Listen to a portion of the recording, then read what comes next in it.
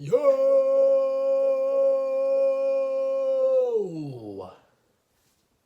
It's good, y'all. It's Project Man. Today, well, obviously, I can't talk as loud 'cause this is late night. But anyway, I wanted to sit here and talk about what I saw a couple of hours ago. And, bro,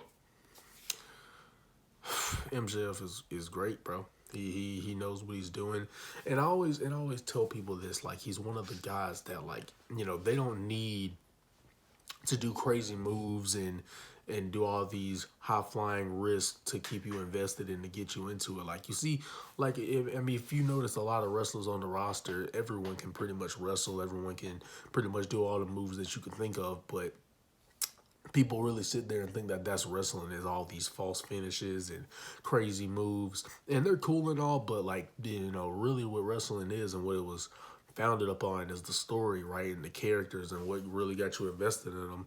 And MJF did more than that tonight. He had a great promo with William Regal, of course, based off some realism. I feel like he kind of rubbed off that on CM Punk in a sense of his mic skills, because Punk was about realism as well, but not, like, I don't think it was like in this fashion though that MJF's doing it. So that's what makes it different. But once again, dude just doesn't fail to impress us. But he was talking about, if you hadn't seen it, he was talking about basically how William Regal was supposed to be the guy looking out for MJF when he was trying to sign with WWE, right? He was good at what he did. He saw potential in him, but he never hit him back. He was telling him, hey, send clips of your matches. He was impressed by what he could do, but he just never hit. He just never got him back. And now the tables have turned. Well, Regal is fired years later. Now they're in AEW and he's on top of there. And Regal's the one who's fired, and now he's where MJF's house. Like, now he's there when he was trying to get over there in WWE. So they're at a point in time, told him he was too young to work on himself, all this other stuff, and basically they built the story that, like, MJF was really conflicted by that and he was really hurt by that.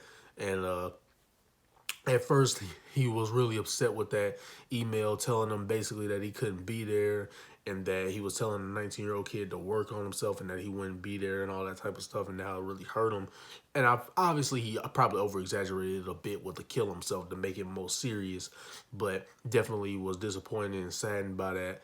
And then Regal's basically telling him, like, you had it easy, because in the day when I was your age, when I was like 17, 18, when I was 19, I was getting hit in the face and bleeding every single time. But we live in an era where you can't do that no more. So I lived in an era where it was a lot rougher, and it was, tough nights, and it was crying and all that stuff. But I promised myself I was going to be a pro wrestler, so it didn't matter. And I got through the pain. So basically he's saying, like, you took a bunch of shortcuts, right? You have people get the job done for you. You cheat with weapons by using a ring. Meanwhile, Regal uses a ring to hurt people. He uses the brass knucks to hurt people just because he likes to do it, not to cheat. It was just a great promo by those two. And it really, even with last week's, like MJ's promo last week and this week, it really felt like it was a great promo as a whole from both ends, but it really felt like to me that, like, this would be something, especially what happened at the end of the night.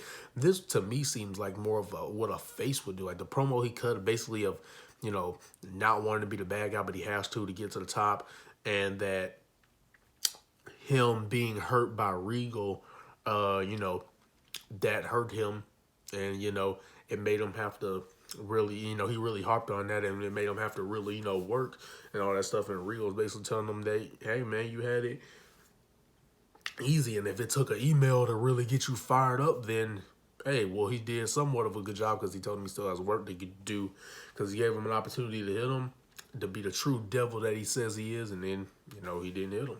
But that being said, great promo segment. Then later in the night, Hangman, apparently he, like, actually got hurt. I thought they were just playing up to the story towards the end, but apparently he actually got hurt, and I wish him all but the best, all the best, and just a speedy recovery.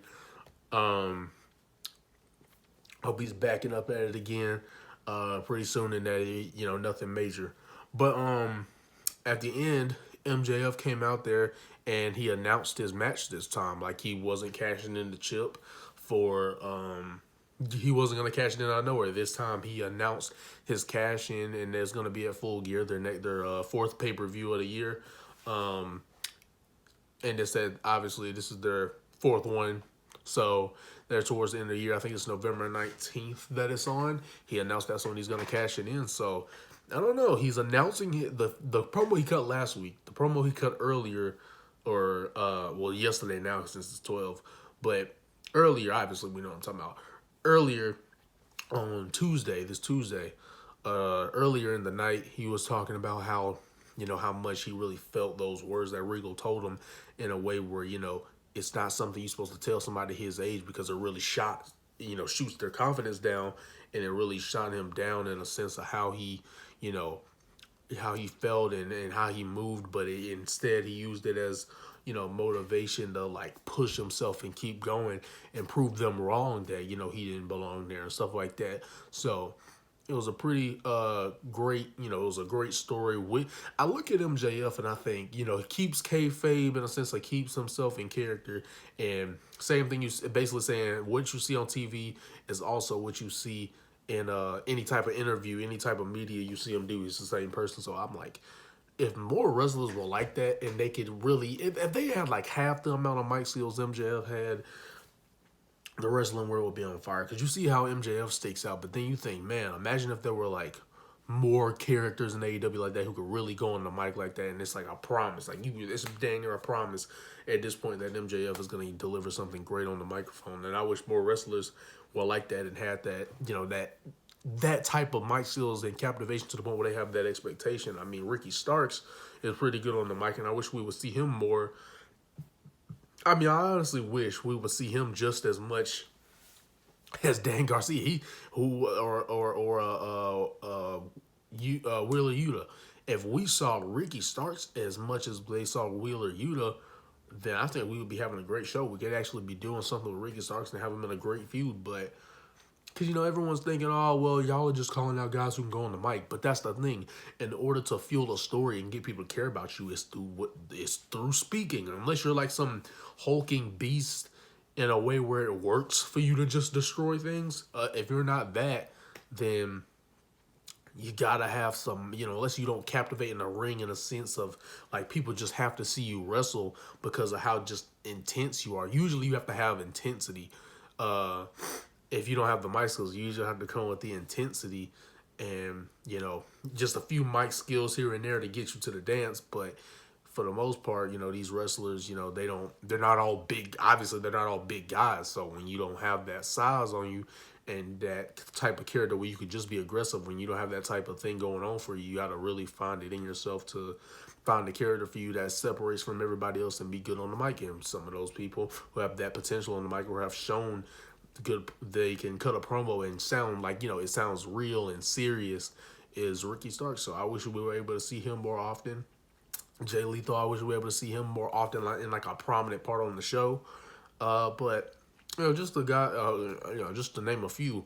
But he's basically, MJF is cashing in, announced his cash in. Like I said, this looks more of a face thing to do. I mean, he is getting over him. He's over with the crowd and they're cheering him. But it seems like he's doing more face things. So I don't know. Maybe he's trying to. I will say MJF has to win this, man. Technically, this doesn't make him a face because he beats him. Announces his cash in, and then I will say at that point, I think he would have to beat him fairly, right? Because his whole promo, he'd go back on all his words if he were to cheat in this match that they're gonna have in the main event of Full Gear. So I hope he can live to his word and defeat Moxley, and defeating Moxley clean, and then that's your first world title run. I think that is great for MJF if he does that. And it's the only right decision at this point with how much he's gotten over with the crowd. I think it's essential at this point. But that's all I had to talk about. More videos coming. And I hope y'all enjoyed this one. Like, comment, subscribe. And I'll see y'all in the next one. Prodigy. And I'm out. Peace.